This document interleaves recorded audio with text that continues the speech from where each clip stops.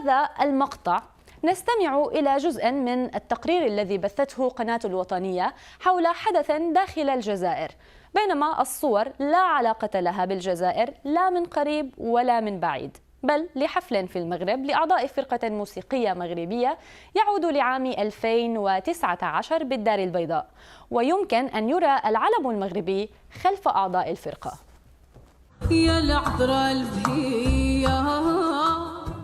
تحت شعار نوبة ستينية الاستقلال ستنطلق فعالية الدورة 18 لأندلسية الجزائر طيلة 3 عطل نهاية أسبوع متتالية، ذلك بقاعة ابن خلدون بالعاصمة، حيث ستنشطها عدة جمعية موسيقية أندلسية من مختلف مناطق الجزائر بمناسبة إحياء الذكرى 60 لاسترجاع السيادة الوطنية.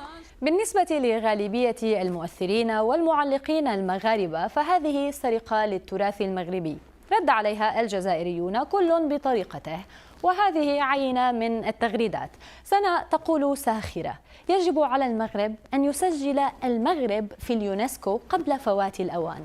أما فدوى تاديست فتقول: بزاف ديال المعلومات غالطة، الجوقة برئاسة الأستاذ إدريس برادة ومشاركة الفنان سعيد بالقاضي، والمنشدة اللي كتغني في المقطع واللي كاينة وسط الصورة هي أنا فدوى تاديست.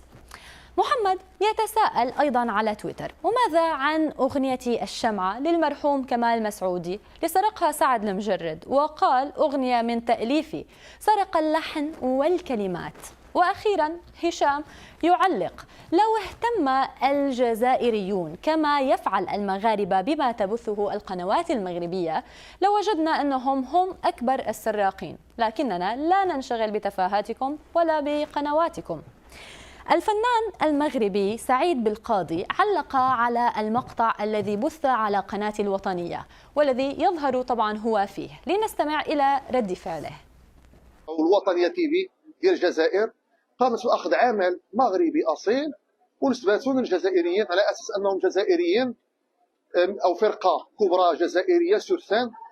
فأنا شفت أن هذه يعني قمة الوقاحة، أنك تأخذ صورتي من بعد مجموعة ديال الحاجات اللي عملوهم لا تليق بعدا بواحد ناس كيقولوا عندهم دولة وعندهم يعني واحد الوطن. فللأسف قاموا بواحد العمل الذي لا يرجى منه الخير كأنه نية مبيتة. فشفنا أنه كان من المفروض أننا نجاوبوا عليهم. بين من تحدث عن السرقة عمدا والسطو على التراث المغربي ومن بررها بالخطأ غير المقصود،